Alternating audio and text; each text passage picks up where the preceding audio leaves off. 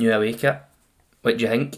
Oh, it's a cracker, man. I love the badge. I'm not got to lie, I really like that kind of old retro style badge. Really stands out on the white kit as well. Easily for me, this is the best one that Castor could have launched, because we've seen like the concepts of the other ones, and this, when we seen it, was it came out as a concept. Like, I don't know why, but recent seasons it's been leaked weeks before it, but it's almost the new age, like Fitba media is just leaking your Fabrizio Romanos, any news today with Fitba is usually 2 or 3 weeks before you actually get the thing. But this one was my favourite one out of the concept kits that we've seen.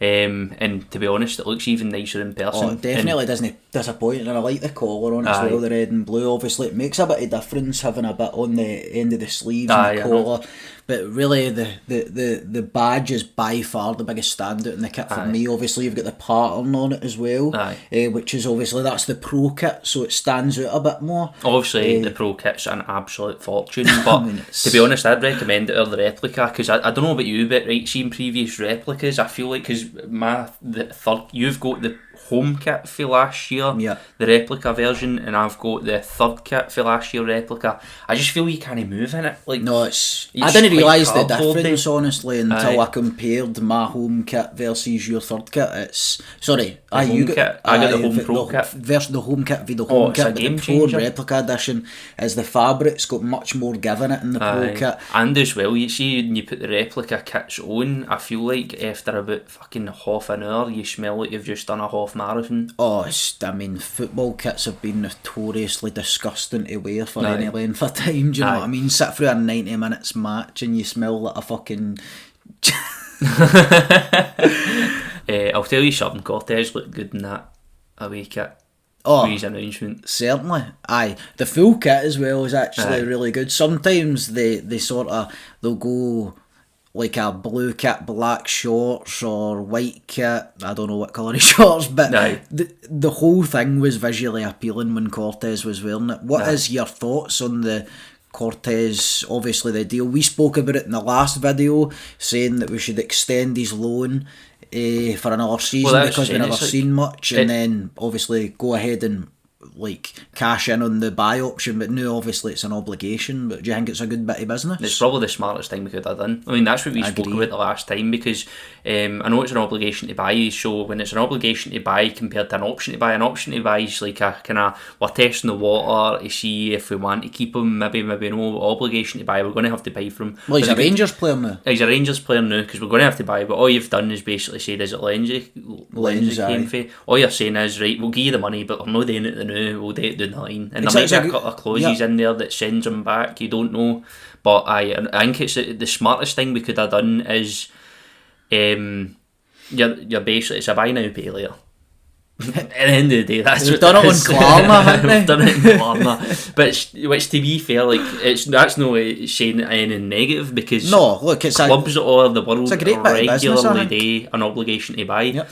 I play Fitba Manager and a fucking day obligation to buy. That's a 5-year contract basically you've got with him now, you know what I mean? Because you've got that first year on the loan, and then I'm sure it's a 4-year contract he signs with us at the end of it. So, and he's still only 20 years old or something like that. And again, I've not been critical of him, I wouldn't say, but I didn't hype him up as much as he's been hyped up. And again, I think I'm just a bit apprehensive to hype players up before they've actually got a proper run in the team. But I must say I'm happy with the business that we've done, and I think we've been crying out for a left winger, to be honest. 100%. I mean, we were playing with a makeshift Fabio Silva in left wing for the majority of that season there, and we know it's a position for so long that we've needed to fill with a good young player with potential. And look, I'm looking forward. Like I said, I put out a tweet earlier, a post on YouTube as well. If we can get a good pre-season under his belt, keep him injury free throughout the season, I think he could be a promising player for us. I know it's a bad word in this channel, but the potential is there. Let's be honest. You can say that for players that are younger. Legit potential. I mean, he looked. I'd say obviously we never really seen much of him before he ended up going in, but he looked direct. He looked nippy. He looked full of energy. He looked like a 20-year-old should look. You know what I mean? A right young player, hungry. And he looked confident. I will give him that. Like he looked like he wanted to get on the ball, and I think that's what we've been crying out for a while now. Is somebody who's fearless, wants to get on the ball, wants to drive, be direct. He's and Colombian, honestly, isn't he? I think he's Colombian. Either way, we've got a left-hand side that's South American. We've got a left-hand side that's South American, and then that's a side that, let's be honest, has been lopsided. And remember, Cortes, I imagine he would have had to have been willing and eager to sign for us as well. Do you know what I mean? Because there was no obligation for us to take him on the summer there, like, and re-extend that loan with the obligation to buy. So he's clearly up for it. He knows, and the good thing is now is he should. When we start this next season, there can't be any excuses made for him in terms of adjustment periods or this and that. He's been injured, but he's going to get a full pre-season under his belt. He's going to have been in the country, lived in Scotland for a number of months. So he's settled. Like that to me is the commitment. It's saying, right, I'm settled here. I can continue on for an extended, like a number of years. So it's definitely a positive. The commitment's there. It's definitely a positive. Obviously, the first bit of news at the club is that Bisgrove is out the door. Aye. But then we follow that up with the signing of Cortez, and obviously I suppose it would be a good spot to just move on to obviously the shedding of the deadwood. Obviously, Borner's at the door, Lundstrom's at the door, Roof's at the door, Jack's at the door. These are all players that we spoke about previously on our who should stay and who should go video, and it's clear that the Rangers manager and the Rangers board were in agreement with us in terms of, and obviously the majority of fans. Aye, because I think it's been growing for like a solid couple of months now. Let's be honest, it's been growing for years. There's been a large section of the fan base that's been saying repeatedly, and I'm not saying we were one of them because we weren't, but like I'm talking years ago, but more so this season we were.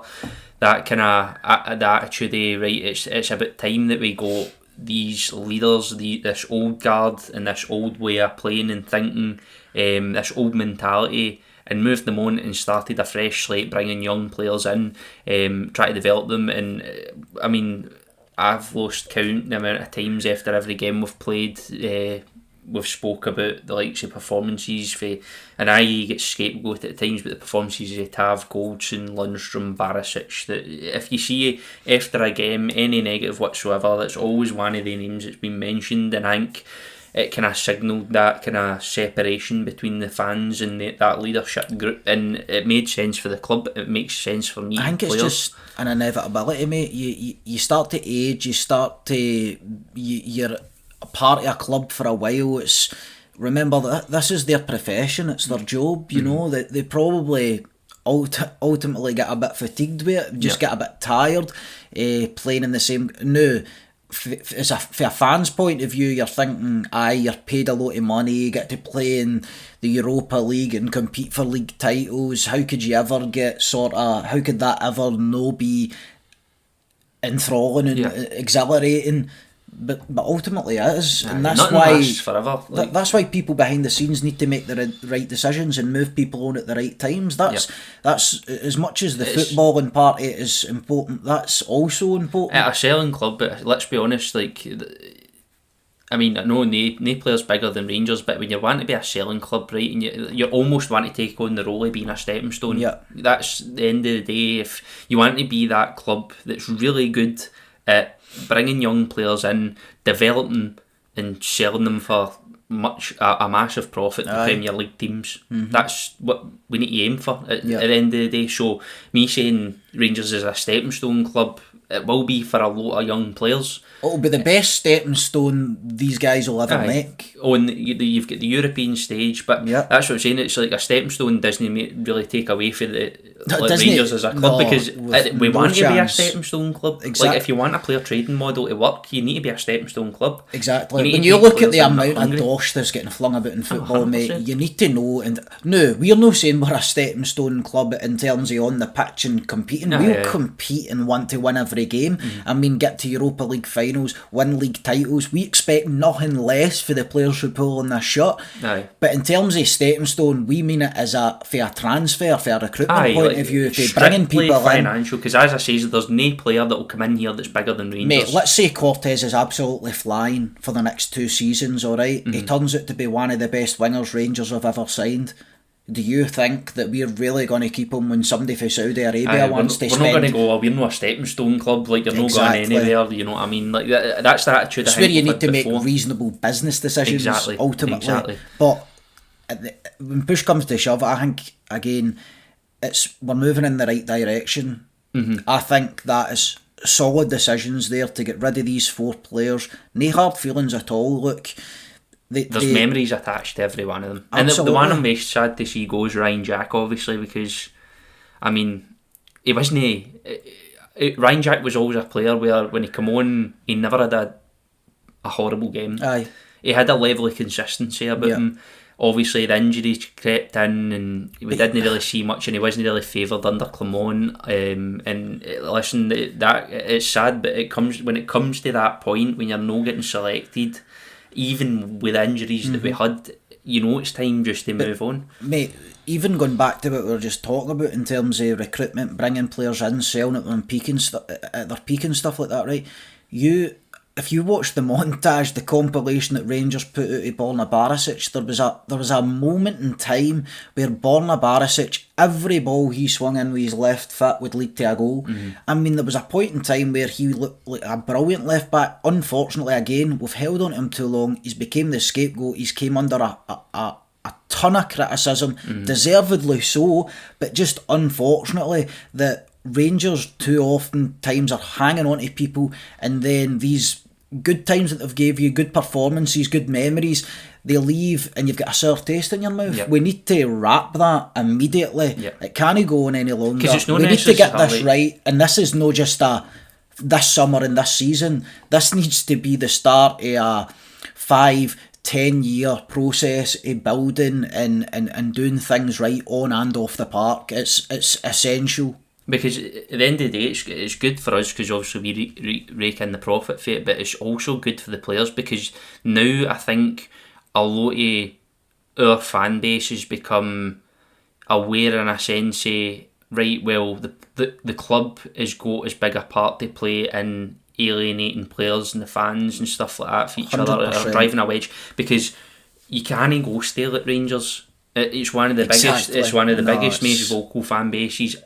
Most hostile at times, most supportive at times. It's a rollercoaster. We've got both extremes. You cannot let players come in here and go stale at a period of time because they do become that scapegoat, and that's not necessarily exclusive to Rangers. It's just, but up here it's such an intense fan base that it can be almost perceived as you say, that it can be perceived as toxic at times in terms of a relationship between a player that's kind of run these course and the fan base. So it's almost a responsibility for the club to almost bring these players in, develop them, get the good seasons at them, and then just cash in on that profit, move on and start something fresh. Exactly. Because again, you can almost, let's be honest, if Tav was moved on after like 55, breaking his goals record, boom, he's off in good terms. He'll be off in good terms anyway if he goes. But you know what I mean, there's still, you wouldn't have had that section of fans that they've been going, that have completely turned against him. There is a section of the fans that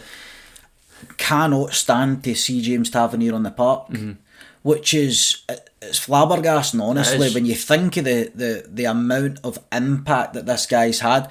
But unfortunately, you go trophyless for so long in terms of league championships, this is going to happen. And like you say, the club do them no favours by keeping them here. No. So I don't know what the solution is for the Tav situation, but I mean, if you're going to keep Tav this year, it is imperative that you construct a title winning side round about him. A consistently high performance side round about him, because we've seen it at the tail end of last year as well. There's massive gaping holes in James Tavernier's defensive game, and teams will exploit it. Clear as day, Scottish Cup final, there was times where Celtic were just consistently playing the long diagonal in behind him and letting Maida just run at him. I mean, that's low level stuff, playing a high ball over the top because he's out of position, he's too high up the park, or he's no great at tackling, he's a liability defensively. And that's not to take away anything for the rest of his game, because at times he looks like probably the best offensive player we've got. We've never had a team there that was able or set up in a way that lets Tav do only what Tav does best. If you get what I mean. Like, he should probably be a right winger or a left winger. The thing is, to be honest. I don't think there was MD in that defence capable of covering the times, and I don't think the way we played either, there was room for Lundstrom floating about. Because see, when you play that way, if you've got Tav bombing up, Lundstrom dropping back, you're either going to sacrifice the gap behind Tav, you're going to sacrifice the fact that Lundstrom's dropped back and there's a big gap in the middle of the park, and you're pretty much letting Diamande try and almost keep things together in the midfield, which is almost impossible when you're selling your midfield just end up stretched. That's how you just end up with massive holes. And how many times we've been caught out, we've been stretched at times, and you end up with these big gaps forming between like your midfield and defence as well, which has happened on numerous occasions, especially in games like the Old Firm. That's what the thing is as well, because the injuries, the squad has been stretched, not necessarily in terms of play, but the squad's been stretched to its capacity. So you've almost got players trying to play within a game, almost need to rotate, not necessarily positions, but different roles, and it just doesn't fit at times. We've yet to see a squad, and this has been the past couple of years, we've yet to see a squad where we've got a consistent, well, not a consistent, but roughly consistent spine of a starting 11 that knows their roles, knows the way we play, and know what game plan that we're going to execute. It's a massive flaw, because at times we're seeing throughout the course of the season, even though we had different managers, even under Clement, you're seeing a large spectrum of the ways we've played. And it was the same under Beale. There was no sort of identity, it was just a spectrum of, you don't know what Rangers is going to turn up. And sticking to the Tav kind of stuff as well, like, I mean, there has been rumours in Ben Johnson for West Ham coming in, a Premier League right back coming in almost throws up questions to whether Tav's going to stay, because you don't bring a player of that Ben Johnson's not going to come up here and sit on the bench. Well, he's going to come up here and compete for a spot in the starting 11. He's going to expect but to get into that starting 11. There's another question on top of that as well, because you've got Sterling there as well. Well, exactly. Where is he set to play for next season? Is he still a right back? I mean, obviously he could play here, there and everywhere. But if we end up with Tav, Ben Johnson and Sterling, I can't see Sterling then being held as a right back. No. He's either going to have to find another position, or what we're going to use one of our most effective players for last season as a sub for some. I don't know how Clement's going to manage this, but with the speculation floating about that there is potential that Johnson, who's a right back, is going to be. But there's rumours going around that he's maybe on the way to Ibrox. So again, it might be rumours, it might be speculation. We don't know how much there is to this story. Somebody's got to go, and it's not got to be Sterling. I wouldn't imagine so. But I mean, it can only add fuel. These summers always throw up some surprises. That's the here thing. And there. This rumour with Ben Johnson is only going to add fuel to the fire with the Tav stuff, in my opinion. Again, I really think Tav's already been here a season too long, at least. Aye. So I just don't know.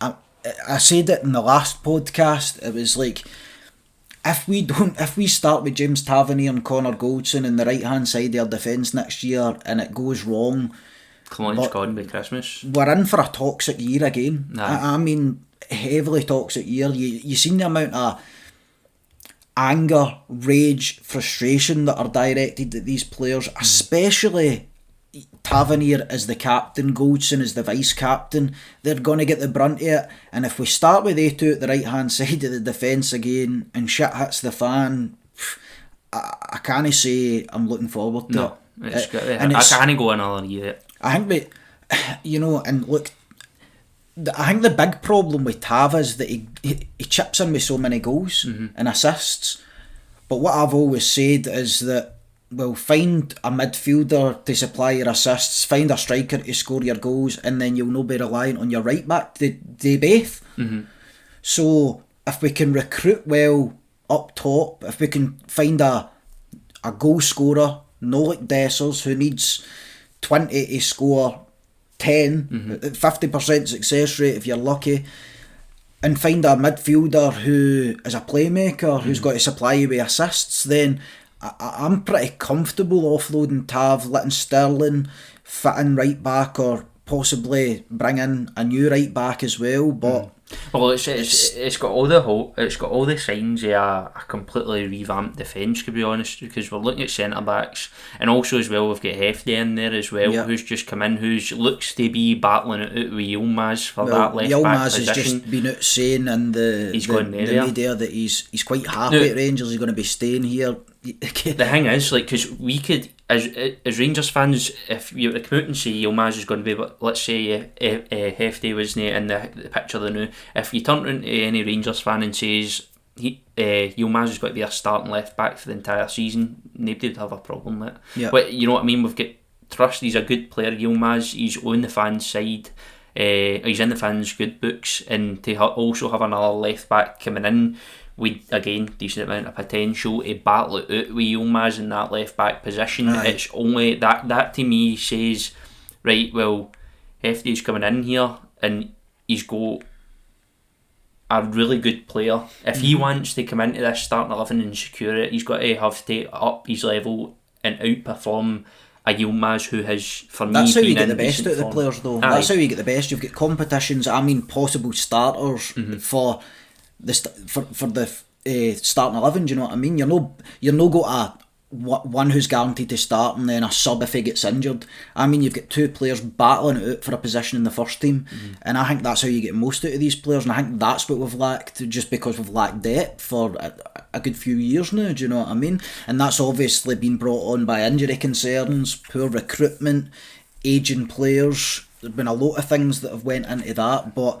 it's the main. It's a good battle at left back, at least. The thing is, for me, is like we throw the term depth about, but over recent years, when I think of depth at Rangers, it just felt like the better term was just filler players. You could focus it on the bench, aye. To be honest, Balogun signed an extension, and to me, that's a no-brainer. I think that's another good bit of business, aye. Again, in the defence as well, because you've got that, and almost, if you've got to revamp a defence, let's say Tavernier Goldson left, you've got to revamp a defence. There's no better player who gets it, who understands, again, who like Clement was trying to do last season, understands the club, to almost, I don't know if he'll not be starting every week, but no, but he's a safety signing. He's a safety signing, and I've no doubt that the leadership qualities within, like behind the scenes in the dressing room, it's somebody that you want there. Nobody better to be there than Balogun to kind of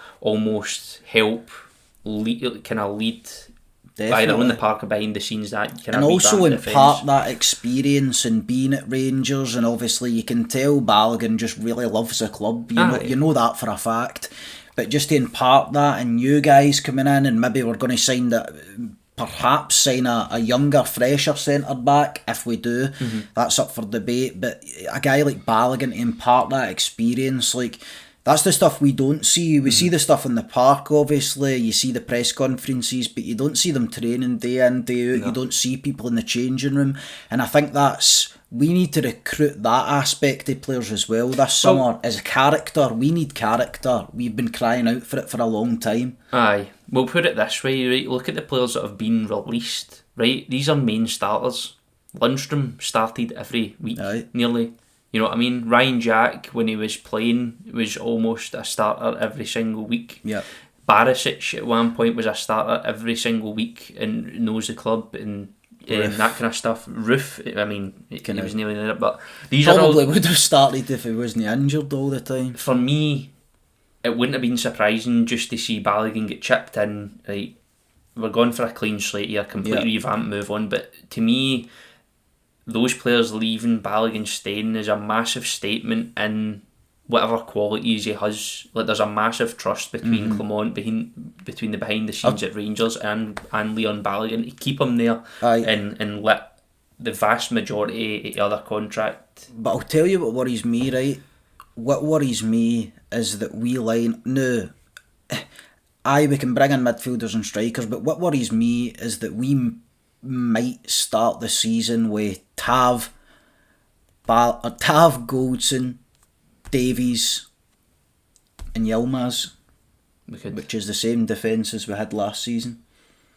And it worries me in a sense, do you know, again, we don't know who's got to play at left back. We'll know more about that when the pre-season friendlies start. I've never seen Hefty kick a ball, I'm not going to lie. The good news is, like, even though you think that, like, we are at the start. Oh no, it's very early days, but you know, when that transfer deadline starts creeping in, you're like, what? We've not made any signings, there's loads of rumours and speculations, and then look at what happened at times in the winter, year, and you're looking for a striker to come in, it doesn't happen, you fritter away at the tail end of the season, and it costs you, but we simply cannot afford to get this wrong. It's crucial. Oh, 100%. And it's not just crucial for this season.